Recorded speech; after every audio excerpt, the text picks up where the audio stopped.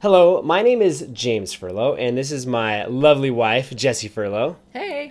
And we are going to be talking about real estate. And our mission is relatively straightforward. We want to help other people make wise investments so that they can just better communities. They can do better in their investments. They can do better with other residents. And so that all of us can build wealth, again, while helping out communities. And this is our very first podcast, and over time I will get much better at that intro, but that's okay. It's new, it's fresh. Yeah, exactly. It's fun and it's exciting. And it has taken me a while to convince you to get on with me. But you and I have been investing together since 2009, because by that point we had been married a couple of years, and we both had jobs, we both had savings, and we just kind of went off. And so it's a weird way to say we've been investing together. That's the only way we've been investing, I guess. But yeah, so it's been kind of a crazy ride, right? I'm thinking about it. It's 14 years. Yeah, for 14 years. Yeah. All right. Been married 15. People may not have any context whatsoever. I'm just kind of curious. What are your favorite investment that we own? I'm putting you on the spot. What's our favorite investment that we own? Your favorite investment. Yeah, right now. Oh, not ours. Well, whatever. That's a weird question. Yeah? I don't know. It's just a weird question. So mine is simply based on the overall return of a property. I mean, I would say Lion. Okay. Yeah, me too. Only because, not for the same reason. I do that it is income producing, and it's the most the most profitable of all the ones we've done. Income producing and producing type. But I like that one because it had the biggest transformation. You know, it's like it started in. So it's real brief, whenever someone asks you about it, I actually don't know this. When someone says, tell me about that purchase, what do you say? Tell people? I've heard your story, so I picked and I've got my shtick down pretty well. You have a shtick for sure. I say that we bought a kind of a rundown, mismanaged apartment building. Yeah. That was half full, and the people that were in it were registered sex offenders. So it was it was a half full of not great tenants, and just in a state that nobody wanted to touch. Yeah. And I remember the first time that we walked through it, and this is what I kind of walk people through too, is and this is the type of property that you like, and we have walked through several that I'm just like, what is happening right now? And you're like, yes. It's there was one totally smoke stained, one totally cat peed on, super stinky. Yeah. There was another that was moldy, another unit that was moldy. And it just escalated one after the other after the other after the other. One was being used as a halfway. And there were 11 units in this place. 11 different units. So it was bad. It was nasty and gross but it was also a fantastic deal. But also a fantastic deal, and it had so much potential. And I think that was I think that and was that's why probably, you like it, because it went from a place that honestly no one ever wanted to live at. It was terrible to a home for people that people love living there. Desirable to a bunch of young professionals now. Yeah, community. It's a great location. All right, that's good to know. I do like that one as well. Yeah. I mean, I got a special spot for our first one, which was a duplex as well, just because that got us into the game and took us 18 months. That's true. Eventually, we'll share that story of the process. I feel like we learned a ton from the duplex and how to manage tenants and kind of what we were doing. Yeah. But the apartment building, we had gotten our stride a little bit. Yeah. And we leveled up, but it was because by then we had 2 duplexes, and we were living in a single family home, and then this one came along. Yeah. And it was it was big. I remember it was overwhelming at first. Yeah. I was oh, geez, 11 units. Now it's kind of a weird 11 units, no problem, let's go, which is cool. Smallish, place I guess. To be, but not smallish, but yeah, cool. That is actually not what I wanted to talk about in our very first episode. I wanted to talk about something that is actually currently happening right now in our business. Yes. And the goal, again, of this podcast is to equip people to make wise decisions. And I think there are multiple ways to do that. Part of it's through education, and we will definitely do that part of it. But then another piece of it is through modeling and telling stories. And so I just thought it'd be fun to talk about hear stories. Yes. I thought it'd be fun to talk about something that is happening right now in our business. Yeah, you gave me a teaser earlier. I've been waiting. I know. You told me I had to wait for the answer, so I'm ready. Yeah, so I want to talk about that. Yeah. Just because I think it's interesting, and honestly, I don't know where this is going to go because we're in process. Yeah. So A little bit of Background, backstory. And so we talked about we own those 2 duplexes and we lived in that single family home. Well, eventually we live in the place that we live in right now, and we're actually in it secretly, not so secretly in it. We're in the studio. Yeah. And in 2021, we did a 1031. And so we sold those 3 properties and rolled those into a larger set of warehouses. And a 1031 is IRS code essentially saying a real estate exchange. So over time, when you buy a property, you get equity in it, either through appreciation or through depreciation, and you're supposed to pay capital gains on whatever that equity piece is, which is essentially, again, it's what you bought it for minus depreciation, and then, or let me think about the math here. It's what you sell it for ultimately minus what you bought it for minus depreciation. It's kind of a double thing there. And so normally you'd have to pay a significant amount of money on it. Like in Oregon, you pay about 20%-ish, depends on your tax bracket at a national level, federal. And then in Oregon, you get to pay another 9.9. Yay for taxes. So it could be a lot. So a 1031 exchange essentially says, I'm going to take the equity that was in that property and I'm going to roll it over into this new property. So you're not getting rid of the capital gains, you're deferring it. And sometimes they'll call it a tax deferred exchange. So that was what we did. And we bought 26,000 square feet worth of warehousing space. Yeah. And a ton of sense. Yeah. Which, just so I remember correctly, it was kind of like we had built up equity in those properties. Yeah. And we could have sold them and just taken the cash out and reinvested, but the capital gains was a piece of it. Mm-hmm. But we also knew that holding on to them wasn't the most profitable thing because they had depreciated a little bit. We had done all the fixes that we could on them. Yeah. And so their value was, for the state that we had them, was maxed out, essentially. Yeah, there's 2 ways to... I don't really remember what our motivation for doing the 1031 was, other than, okay, yeah, it seems better to get something bigger. Yeah, there's 2 ways to think about... There's 2 ways to think about when is the right time to sell, I suppose. And I did it one way, but ultimately both ways work. So the first way, so normally when you are trying to figure out what's the return on your property, the typical equation for a return on investment is money invested, or your cash flow divided by money invested. And from that standpoint, these properties looked off the rails awesome because we had pretty low down payments and rents had just continued to go up over the years. And so on an annual basis, they looked amazing. But that's only one way to look at it. Another way to think about it is a return on equity, which when you first buy a building, the equity and investment, those are the exact same numbers. Sure. And so when you do that math, what happened to us was the market started to appreciate over time, and because things were just crazy in 21 and 20. And so even though our rent had gone up, the values had grown significantly. And so we were watching that return on equity number slowly dip down. We're like, man, like the absolute dollars are good, but we're just not maximizing the return that we could have on our equity. And again, turn that into an investment in another property. Sure. Another way to think about it that is probably the way I think about it more than not now is about velocity of money and potential future upside. So you have a property, you buy it, you do a bunch of repairs, and you increase the revenue on it. And that is a really big gain that you get out of it. And then what you do is you look at it and you say, okay, how much more can I increase the value in the future? And oftentimes, once you've done all the repairs, the answer is like, not much. It's all up to the market. Right. And so at that point in time, the trigger is to say, well, if I sold the property or whatever, exchanged it, whatever, I moved on to another investment, that gives me another opportunity to do another value add, to do an improvement, to essentially go find an investment that has a higher future potential gain in value. And so it's actually not looking...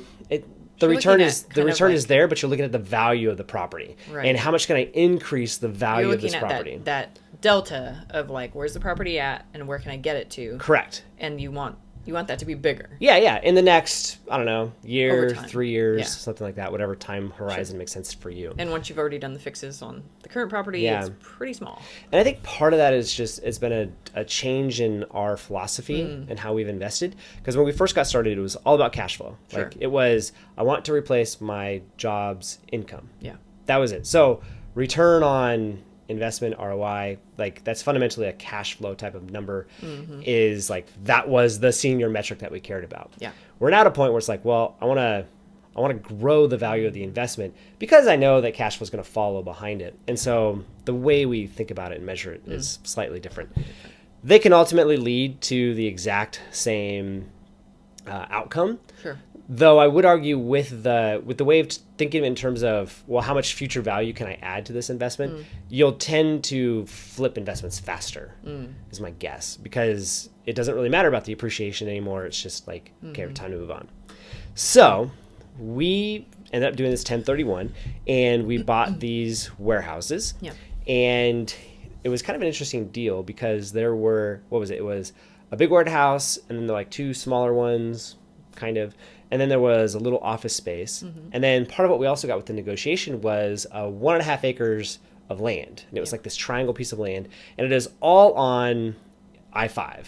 And we're talking about 70 to 90,000 cars a day past this place. I mean, it is right on it. It's, I was doing math, it's a half mile, maybe a little bit more, maybe 0.6 miles from the closest exit to get on. So super convenient.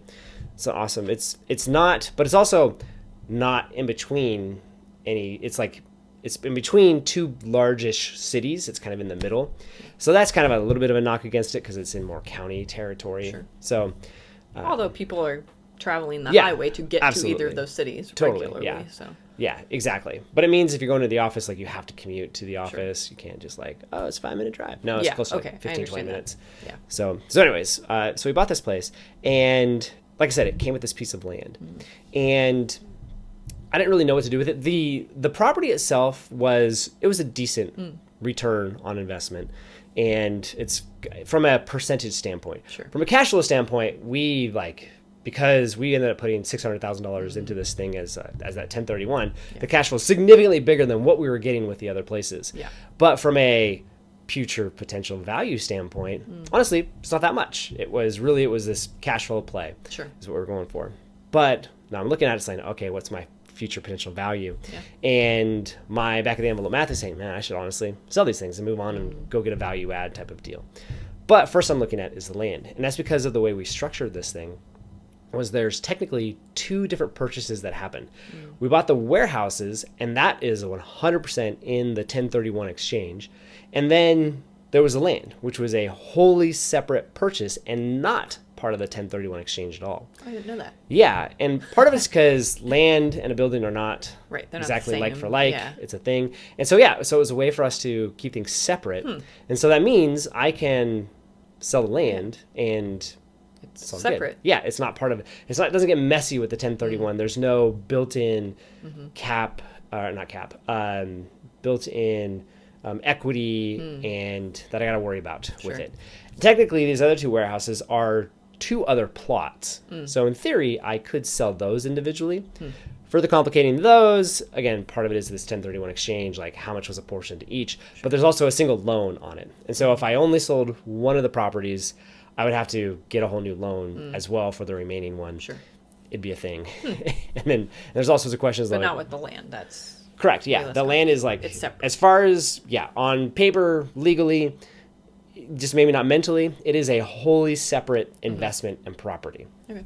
And we had a plan for it because that, and I should say too, like that land was where we said, oh, here's an opportunity to massively increase the value of this investment. Yeah, because right now it's just, it's empty. Yeah, empty it's land. just bare There's land. Nothing Exactly. on it. And the warehouses were like, they're good, they're producing cash flow, there's not a lot of upside in it, but this land has a potential to be a massive growth to turn the overall investment of this thing like double digits. Awesome. Yeah. And so the initial plan was to do RV storage on it. And for a whole host of reasons, that ended up not working out. And it was quite frustrating of a process. Spent some money on it to figure out I can't do it. Super lame. But as a result of it, I honestly sat on it for a while. I was just bummed. I was like, oh my gosh, I can't do what I want to do. Let me think about what I want to do for my next steps. And then I just kind of moved on with my life. And this thing just kind of sat here and I remember. Yeah. So I was there.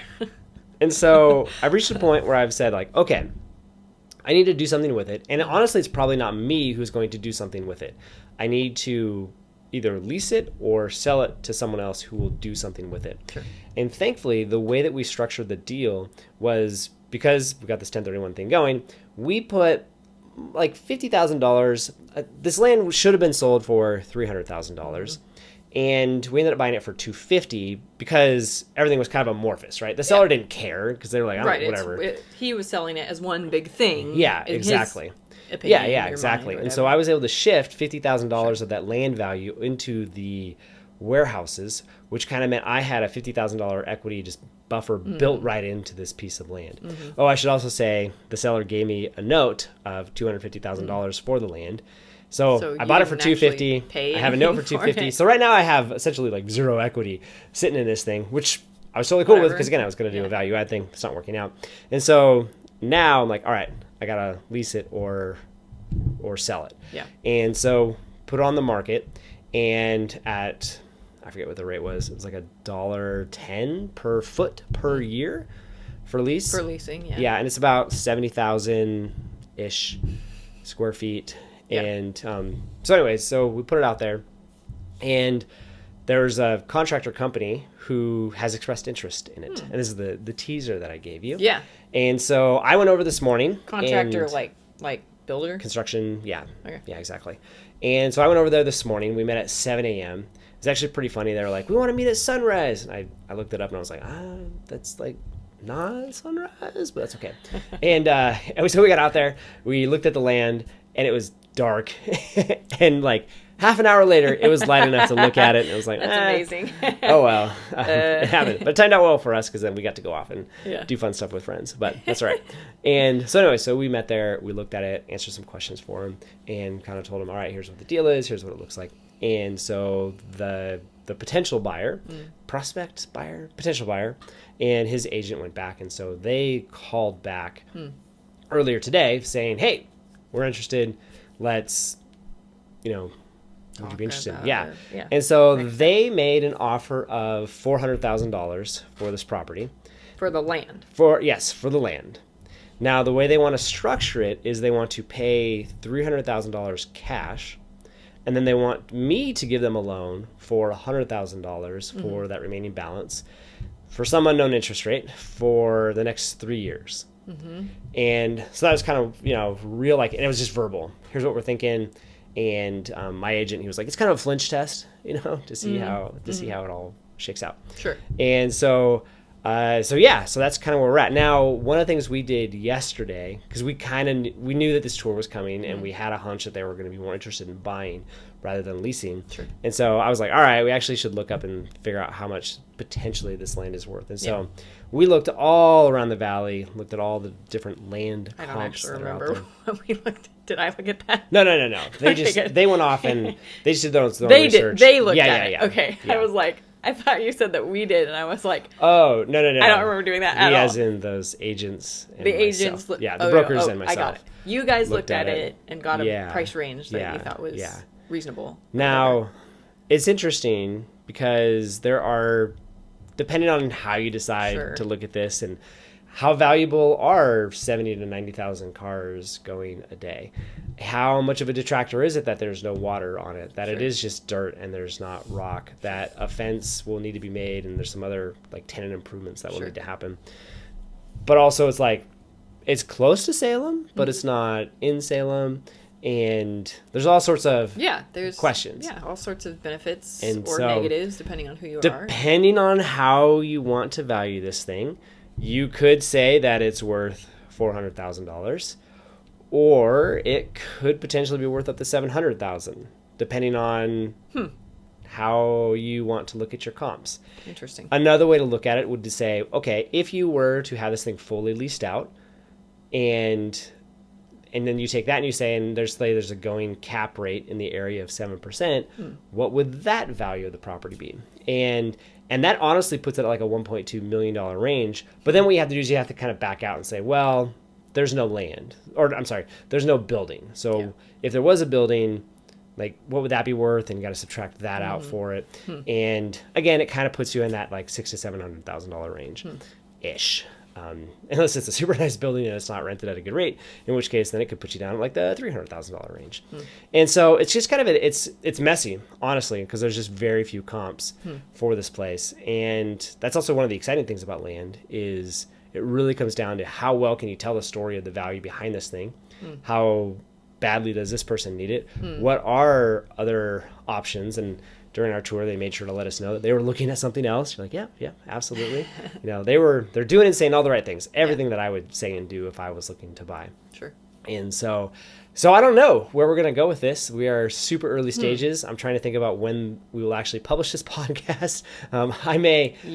This may not be the first one that we actually publish. Just had that thought and was like, are you sure you want to publish this while you're still negotiating? Yeah, the chances of them finding this brand new podcast are maybe pretty super low, but I don't know. Yeah, I'll play it out. So there may be 2 or 3 hold other your cards episodes. a little close to your chest. Yeah, this may not be number 1. This may be number 3 or 10, depending on how things go. Makes sense. And I will definitely give an update on it. But anyways, it's just super interesting in my opinion that just kind of this process of commercial properties is just very different than residential. Sure. Right? Residential is like, okay, what are the beds, baths, square foot, location? We can find all the comps.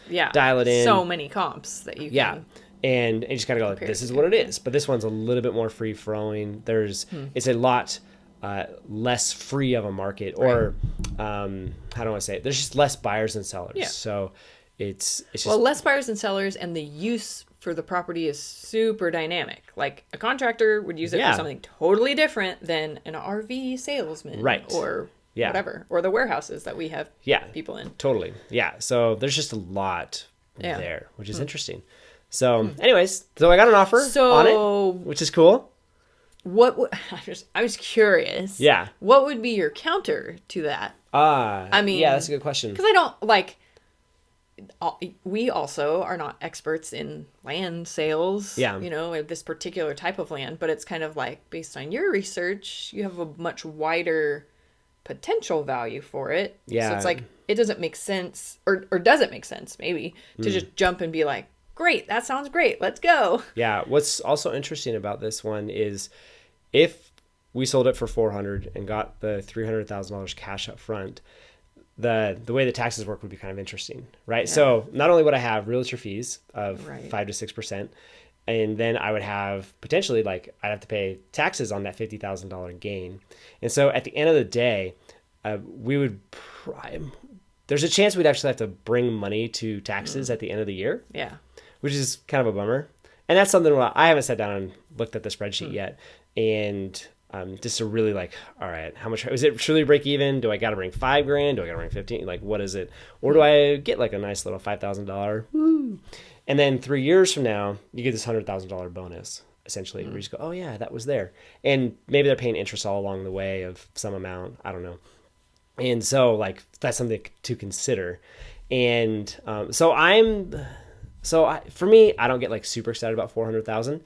I honestly would be I'd rather just lease it because I think I can get just the numbers just look better at that particular rate. Yeah. From what's the value of the property going forward into the future. Sure. The very first step is telling them verbal is awesome. Give us something in writing, because there's some details that they didn't include, what's the interest rate you're going to pay on this thing, just for starters. Well, and do they have any other criteria we'll pay you this if you put a fence up or whatever. Yeah, exactly. So I think that's that's number one step is hey, yeah, if you're actually serious, let's start throwing some paper around. Let's see an actual offer, at least a letter of intent, so that we have something concrete that we can talk to on it. Makes sense. Depending on how they want to structure it, I'd love to see it more in that $500,000 range. Just based on the comps that I saw and knowing what this land looks like, I actually think it's a really fair price. Yeah. I could potentially make an argument for 600, but I think it will sit on the market for 9 months at 600. Yeah. And then finally someone will come along and get it at 500. I think I could have a buyer in the next few months type thing. If it's not these folks, it'd be someone else. Yeah. Or I get at least, and I'd be totally happy with that as well. Interesting. So, but for a first offer, someone's interested. That's a good sign. It's also, we're in that weird holiday shadow, I guess is what I would call it. People haven't quite gone back to work. Yeah, some people have. Some people have, but not everybody. Yeah, and a lot of us are I got to do end of year books. So figure it out. So yeah, there you go. That's where we're at. Cool. Again, I just think it's interesting. I think it's helpful to understand kind of how we're thinking about it, how we're Sure. seeing things. And this conversation was helpful to me. I feel like, okay, that's yeah. 100% what I was going That's where for. we're All right, well, that is, if it's not our official number one, it is yours and I Nice. number one. Cool. And I'm looking forward to do this more often with you. Yeah. I think it will Me be too. awesome. And if you found this helpful and like this conversation, we would love a rating and or review in whatever podcast app you use. Have a great day.